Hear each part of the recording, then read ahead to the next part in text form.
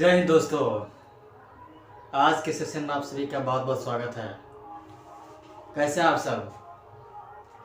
आप सबों की परीक्षा तो बहुत ही नज़दीक होने वाली है और इस बीच आप सभी का तैयारी कैसे चल रहा है? आप हमें इन सारे बातों को कमेंट में बताएंगे तो हमें पूरा उम्मीद है कि आप बहुत ही अच्छे तरीके से बोर्ड की तैयारी कर रहे होंगे। चलिए इसी दिशा में हम आपकी गुणवत्ता को उच्च रखते हुए हम आपके बीच अभिक्रियाओं के प्रकार में से आज द्विविस्थापन अभिक्रिया को लाए हैं और इस अभिक्रिया को हम क्रियाकलाप तथा समीकरण के द्वारा स्पष्ट करके आपको समझाएंगे और बताएंगे कि द्विविस्थापन अभिक्रिया क्या होती है। तो आप कुछ लोग जुड़ चुके हैं, बाकी और लोग जुड़ना बाकी है, वो जुड़ जाए सभी लोग। ठीक है, ताकि आज का क्लास रोमांचक कर दें और रोमांचक करने का कार्य मुख्य रूप से आप करते हैं, हमारी इसमें कोई भूमिका नहीं होती है। ठीक है, तो चलिए शुरू करते हैं, ज़्यादा देर नहीं लेते हैं। और आज का सेशन बहुत ही लाजवाब होने वाला है, जिसमें आपको कोई भी शंका कन्फ्यूजन नहीं रहेगा, भला हो भी क्यों नहीं। जो आपको हम समीकरण को क्रियाकलाप द्वारा स्पष्ट कर देंगे। तो चलिए देखते हैं द्विविस्थापन अभिक्रिया क्या है और इसका समीकरण किस प्रकार बनता है। देखते हैं द्विविस्थापन अभिक्रिया, जैसा हमने पहले बताया, डबल, इंग्लिश में क्या बोलेंगे दोस्तों इसको, double displacement reaction. Double displacement reaction, इसके पिछले क्लास में हमने क्या पढ़ा था दोस्तों, विस्थापन, उसे क्या बोलते थे, डिस्प्लेसमेंट। लेकिन इसमें क्या है दोस्तों, डबल डिस्प्लेसमेंट। मतलब यहाँ पे देखिए, इस पहला शब्द को हम दबाते हैं तो क्या हमें आप लिखा हुआ आता है विस्थापन, और इसको छोड़ते हैं तो क्या आता है द्विविस्थापन। तो डबल डिस्प्लेसमेंट रिएक्शन। ठीक है दोस्तों, यानी विस्थापन जो है दो बार हो रहा है, इसका अर्थ यही निकल रहा है यहाँ से। देखिए चलिए देखते हैं पहला पॉइंट हमने क्या यहाँ पे इंटर किया है। पहला पॉइंट इसमें है, आप देखेंगे कि दोनों विलयनों को मिलाने पर श्वेत रंग के पदार्थ का निर्माण होता है जो जल में अविलेय है।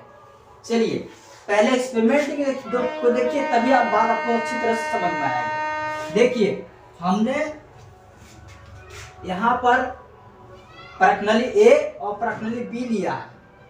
ठीक है दोस्तों, ए प्रश्नली और बी दो लिया है। प्रश्नली ए में सोडियम सल्फेट के विलयन को रखा गया है। किसका दोस्तों, सोडियम सल्फेट के विलयन को रखा गया है। ठीक है, जैसा कि आप देख रहे हैं। प्रश्नली बी में बेरियम क्लोराइड के विलयन को रखा गया है। अब करना क्या है, आपकी क्रियाकलाप यहीं से शुरू होती है। अब करना क्या है, किसी एक विलयन को दूसरे में मिला देना है। जैसा कि हमने इंडिकेट किया है, बेरियम क्लोराइड के विलयन को सोडियम सल्फेट में मिला देना है। क्या करना है दोस्तों, उसको मिक्स कर देना है। ठीक है, अब यहाँ पॉइंट पे आते हैं। देखिए जैसे हमने बताया, आप देखेंगे कि दोनों विलयनों को आपस में जब मिलाते हैं तो क्या होता है, श्वेत रंग के एक पदार्थ का निर्माण होता है जो जल में अविलेय है। देखिए कंफ्यूजन बिल्कुल नहीं होना चाहिए दोस्तों, हमारे सेशन में सारे शब्द स्पष्ट होने चाहिए।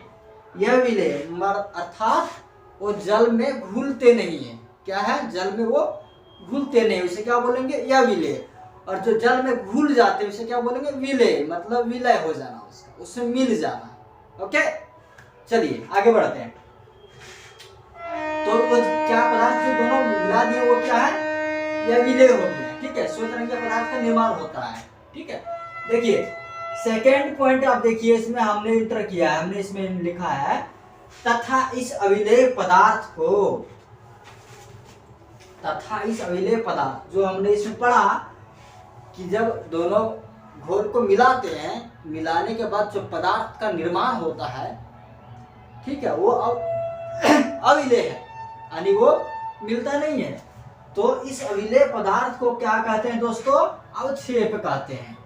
जो पानी में मिक्स नहीं होते हैं, जो जल में मिक्स नहीं होते, उसे क्या कहेंगे दोस्तों? अवक्षेप कहते हैं। समझ रहे हैं ना आप सब?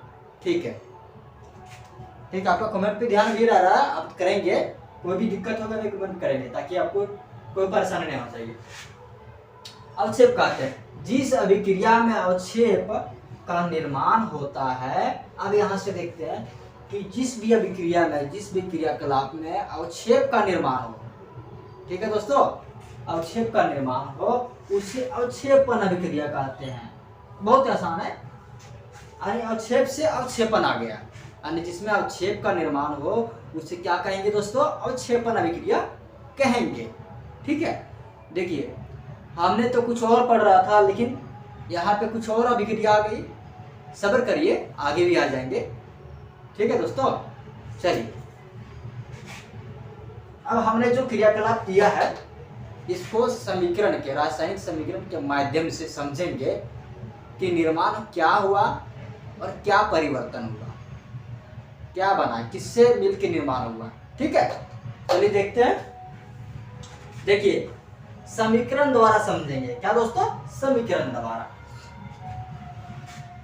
देखिए Na2SO4 sodium sulphate plus barium chloride, ये क्या है दोस्तों?